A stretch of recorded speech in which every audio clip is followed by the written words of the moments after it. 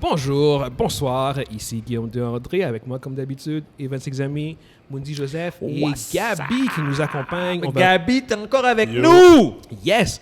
On va discuter en fait des Oscars ce coup-ci, donner nos opinions sur cette soirée-là. Ça, c'est surtout beaucoup plus, je pense, mon topic à moi, mais je veux quand même avoir vos opinions à vous aussi, guys. Vous pouvez embarquer, n'hésitez pas. On va embarquer, t'inquiète. Yes, exactement. On va pas se gêner. Exactement. Bon, la soirée des Oscars a eu lieu. Comme prévu, Everything Everywhere All at Once a été le film qui a tout raflé. Ils n'ont pas tout raflé. Ils n'ont pas tout raflé. Ils avaient 11 nominations, ils en ont gagné 7. C'est plus que la moitié. Exactement, c'est ça. Puis pour la plupart de mes prédictions, j'ai eu raison. Par contre, où est-ce que je me suis trompé qui a généré quand même une bonne vague de controverses, c'est au sujet de Angela Bassett, qui était la favorite pour gagner et qui, malheureusement, pour elle, a perdu face à Jamie Lee Curtis. En fait, c'est probablement la plus grosse controverse de la soirée s'il fallait vraiment qu'on cherche en termes de réelle controverse. Puis je te pose la question, est-ce que... Vas-y. Est-ce que c'est bon? Est-ce que tu es d'accord avec avec le fait qu'elle ait perdu? Que Jamie Lee a gagné sur elle? Est-ce que tu es d'accord? Tu vois, moi, quand j'ai fait ma prédiction, c'était que qui allait gagner. Moi, j'avais dit que c'est elle qui allait gagner. Qui? Angela Bassett. Angela Bassett. Puis j'avais dit qui devrait gagner, parce que je disais qui allait gagner. Oui, je me rappelle. Qui devrait gagner à mon... Tu sais, comme qui je veux qui gagne, oui. Puis en fait, qui allait gagner. Tu sais, je veux dire. Puis dans les deux cas, j'avais dit que c'est elle qui allait gagner. Oui. Je pense que c'est elle qui devrait gagner, puis je pense que c'est elle qui allait gagner. Oui. Fait qu'au bout du compte, je me suis trompé là-dessus. Écoute, j'ai vu les deux films, t'as vu aussi les deux films. T'as-tu vu Everything Everywhere All at Once? Oui. Bon, exactement, t'as vu Wakanda Forever. Angela Bassett, elle méritait de gagner. La réalité, par contre, est que Jamie Lee Curtis, c'est pas non plus un upset dans le sens où c'est Jamie Lee Curtis. Exactement. Je savais que t'allais dire ça. Non, mais parce qu'il y a quelque chose. C'est Jamie Lee Curtis. Puis c'est vrai. C'est vrai. Puis sa performance, elle est bonne. C'est vrai qu'elle l'a très bien. Le rôle qu'elle avait fait. Exactement, tout ce que je veux dire. Fait que là-dessus, je peux pas non plus. J'aurais préféré Angela Bassett à cause de sa performance, à cause de comment elle est connectée à Marvel aussi. Ça aurait été bien. Puis en tant que femme noire aussi, ça aurait été nice d'avoir gagné parce qu'elle le mérite aussi. Mais je peux pas dire que Jamie Lee Curtis ne le mérite pas non plus. C'était elle aussi. C'était elle sa première nomination ever. C'est une ancienne, c'est une OG des films d'horreur. Ses parents étaient acteurs. Exactement. Fait que c'est comme, écoute, si c'est pas à dire, mais s'il y avait une circonstance où c'était comme acceptable, c'est comment dire, c'était la circonstance où j'étais prêt à l'accepter, dans le sens que j'étais quand même content de voir Jamie Lee Curtis gagner. Mais tu étais déçu que Angela ait perdu. Je suis déçu pour Angela. Admettons que quelqu'un d'autre aurait gagné. Là, j'aurais fait genre comme... OK. Attends, tu fucking niaises. C'est ça. Angela Bassett, puis t'avais Jamie Lee Curtis. C'est ça, parce que Jamie Lee, tu gagnes. J'aurais fait comme, what the fuck? Ça aurait été photo. Si c'était pas ces deux, parce que moi j'avais un doute. Ah oui? Oui. Je pensais que Angela aurait gagné. Tu l'avais mentionné. Mais j'ai mentionné que Jamie Lee Curtis avait des très bonnes chances de gagner. À cause qu'elle avait gagné Elle avait gagné au SAG. OK. Les SAG Awards, c'est focus sur les acteurs. C'est les acteurs qui votent. C'est les acteurs qui votent. Fait que moi, j'ai fait comme, il faut faire attention. Okay. Puis les Oscars, là, c'est tricky. Hein? Ils sont plus... ils ont d'autres barèmes que nous autres. Parce qu'il y a beaucoup de monde aussi derrière. Il y a beaucoup de monde derrière tout ça. Ouais. Alors, quand j'ai vu que c'était Jamie Lee, j'ai fait, mais en même temps, je disais, non, puis son speech était tellement beau. C'est ça. Puis elle mérite en crise. Ouais. Puis sérieusement, quand je reprends à son rôle, c'est un rôle qu'elle a jamais fait. Yeah. Ça sort de dire, elle fait du kung-fu dans le film. C'est comme, arrête. Oui. Dude. Exactement. Jamie Lee Curtis à 64 ans qui fait du kung-fu. Qui fait du warrior fou. Qui fait du warrior fou, elle saute dans les airs, elle fait le flying knee, là. Ouais, c'est comme, là, c'est comme genre. Puis c'est comme, il y a des bonnes... Tu sais, le film est loufoque, c'est un film absurde, puis tout ça, puis... Puis je pense que le ton absurde peut faire en sorte que les gens vont sous-estimer la qualité de la performance, c'est ça. De la personne. Mais oui, c'est peut-être ça. Angela Bassett, là, elle aurait dû gagner. Mais il y a quelqu'un qui a bien répondu. J'ai aimé cette réponse-là. Vas-y. Il y a quelqu'un je lisais sur Reddit, puis le monde, il réagissait ça comme nous autres. Puis tout le monde dit, je pensais que ça aurait été Bassett qui gagnait. Puis il y a quelqu'un qui a dit, il y a quelqu'un qui a dit, puis il a bien répondu, il dit, c'était comme un peu le syndrome Leonardo DiCaprio, puis comment ça s'appelle? Leonardo DiCaprio, puis comment ça s'appelle? Martin Scorsese. Oui. Parce que il y a quelqu'un qui a dit, elle a gagné pour Freaky Friday, ils lui ont donné. C'est pour ça qu'elle a gagné, parce que dans Freaky Friday, elle a volé le film. Qui ça? Jamie Lee Curtis. Ouais. Elle a fait le film au complet. Mais elle n'a pas gagné pour ça. Elle n'a pas gagné pour ça. Fait que là, il y a quelqu'un qui a dit, elle a gagné pour Freaky Friday pour de vrai. Puis c'est comme Leonardo DiCaprio, il avait gagné quand il a fait The Revenant, mais il a été nominé comme 15 fois avant ça. Fait qu'ils ont dit, arrête là. On va y donner. Tu mérites là. Martin Scorsese, c'est la même affaire. Ils lui ont donné pour Departed alors qu'il aurait dû gagner pour Gangs of New York. Exactement, il aurait dû gagner pour Gangs of New York. Il aurait dû gagner pour Goodfellas. Ouais, il aurait dû gagner bien avant ça. Il aurait dû gagner bien avant ça. Il devrait déjà avoir 3 Oscars, ce gars. Ouais, c'est vrai. Everything Everywhere, là, est-ce que c'est vrai qu'ils ont battu un record? Ouais. C'est officiellement le film qui a gagné le plus de Award. Ils ont eu le plus de nominations. Tu sais, dans la tournée de festivals qui mène aux Oscars, t'as comme plein de festivals, t'as comme plein de prix. Ils en ont 11? Non, ça c'est juste aux Oscars. Okay, non. Si tu fais la compilation de tous les festivals qui mènent aux Oscars, j'ai pas le nombre exact, mais ils ont une centaine de nominations puis énormément de wins. Okay. Ils ont battu, en fait, le film qui avait le plus avant ça, c'était Return of the King. Lord of the Ring, Return of the King était le film qui avait le plus de nominations puis le plus de wins ever sur le circuit. Genre. Ils ont battu un film comme Return of the King. On parle de ce... Puis c'est pas un petit film, là! Exactement. On parle d'un épique, genre. La conclusion de Lord of the Ring, de Peter Jackson. Puis t'as ce Peter Jackson, John! T'as ce film de A24 qui a coûté genre comme 30 millions. Un petit film à petit budget. Exact, là. Tourné en 1 mois, même pas. Mais tu te rends compte, ça fait de 30 millions. Ouais, j'ai pas le budget exact, mais c'est dans le... Mais non, mais c'est pas 100 millions, là. Regarde, là, c'est pas 100 millions, on le sait, là. Fait que non, c'est ça. Fait que c'est un success story. Honnêtement, si vous n'avez pas vu ce film-là, allez le voir. C'est vraiment un très beau film. Oui, très bon film. En fait, c'est un film, c'est un drame familial qui est enrobé d'un truc d'histoire de multiverse, mais c'est une histoire de famille, en fait. Ouais. Je pense que c'est pour ça que ça a vraiment bien fonctionné, c'est que tout le monde pouvait embarquer là-dedans. Se voir à l'intérieur de ça. Mais sinon, à part ça, un autre moment marquant de la soirée, c'était probablement le win de Ke-Huy Quan. Ça, c'était fraîche. J'ai été vraiment touché. Mais lui, il l'a cherché longtemps. Oui, il a galéré. Il a vraiment galéré. Il a galéré. 30 ans, c'est combien d'années? 30 ans. 30 ans, hein? Les gars dans Breathing Fire.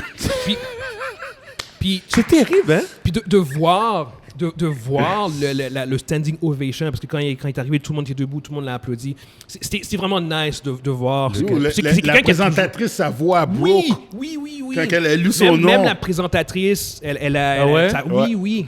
Il y avait ce désir de le voir triompher. Mais c'est le gars d'Indiana Jones, le petit enfant, là, le petit garçon là, que je voyais quand j'étais petit. Puis ce gars-là. Quand le film Everything a gagné Best Picture, le premier qui était sur le stage, c'était Ke-Huy Quan. C'était Harrison Ford qui avait chose. Puis tu vois Ke-Huy Quan, on dirait que c'est comme un enfant. Il revenait où Harrison Ford, puis il fait comme ça. Puis là, il va serrer, genre comme Harrison dans ses bras. Il se rappelle. Ouais, mais c'est tout. Des reminiscences. Oh my God. Tu vois que c'est naturel. C'est trop fraîche. Ouais, exactement. C'est vraiment il semble être vraiment une bonne personne. C'est terrible. La meilleure actrice.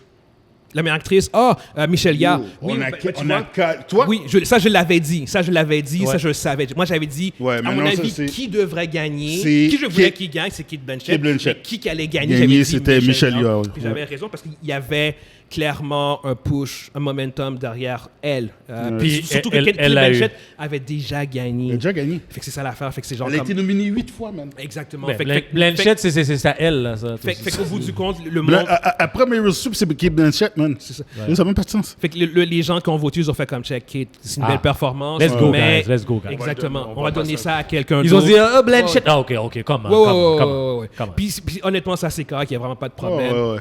Brendan Fraser, ça aussi, c'était aussi ça, c'est un no-brainer. belle victoire. Mais lui, c'est un bon retour. Hein? Oui, il faut lui donner là, son retour. Là. Puis l'autre, c'est ça. Parce que lui, c'était des Oscars qui étaient quand même... C'était quelque chose, ces Oscars-là. Parce que Fraser, c'est... T'as 2 comebacks dedans.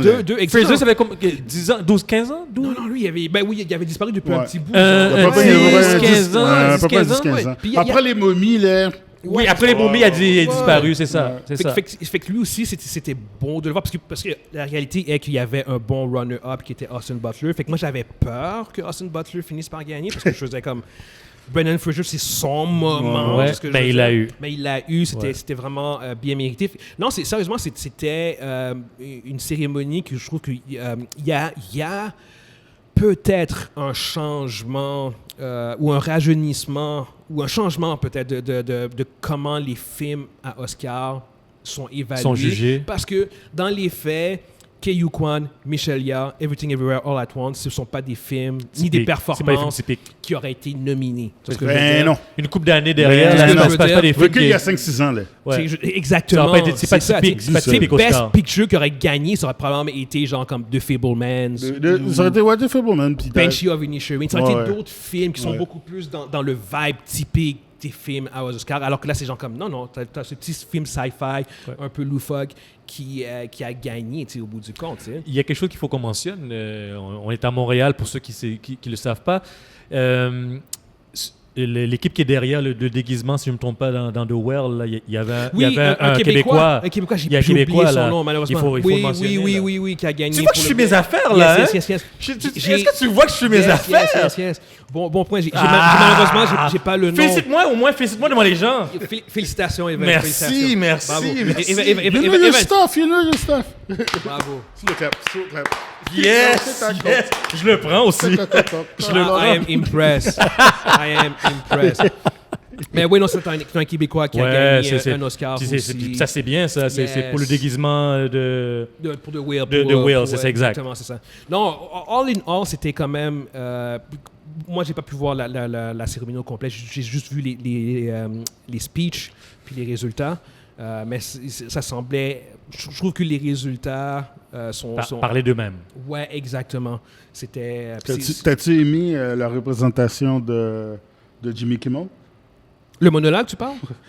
les blagues qu'il a données sur la claque. Oui, j'ai vu le monologue. Ouais, non, honnêtement, pour cet aspect-là, au niveau ça n'arrête pas, hein? Ouais, non, mais c'est sûr, mais il pouvait pas ne pas en parler, il pouvait pas en parler. Non, mais il a niaisé tout le monde, passé même la foule. Non, il a dit, vous avez applaudi, man. Ouais. If something bad happened, do as you did last year, do nothing. Mais non, Jimmy Kimmel a été très bon à mon avis de ce que j'ai pu voir. Ouais. Il donnait des basses, il donnait des jokes sur le monde, mais il les complémentait après. Il faisait systématiquement toujours ça. Genre, comme il fait une petite joke. Il balançait. Ouais, après ça, il fait un petit compliment, ou il fait un compliment, ou après ça, il fait une joke. Fait que c'est genre comme il essaie toujours de comme, pas trop froisser tout le monde. Il balance. Exactement. Je trouve qu'il a fait un bon travail d'équilibriste dans son monologue. Puis ça semble pas avoir eu gros problème à la fin de la soirée par rapport à ça. J'ai un petit trivia, un easter egg à vous dire. Là. Yes. Vas-y. Michelle Yeoh, on la connaît tous les films de Kung Fu qu'elle a fait. Hein? Oui. Tu sais que c'est pas une martial artist, c'est une danseuse de ballet. Ouais. Elle a aucune formation de base en arts martiaux. Zéro formation de base en arts martiaux. Puis tu la vois comme 80% de ses films, c'est des films d'art martiaux. C'est fucked up. Ouais. Mais avec le ballet, ça l'aide avec la flexibilité. Puis mais c'est reproduire les mouvements. Parce qu'elle reproduit bien les mouvements, parce que c'est crédible. Parce que c'est vrai. Tu dis? C'est crédible. Parce que moi, j'en ai vu. Tu regardes Everything Everywhere All at Once, elle a quoi, elle a 60 ans? 60.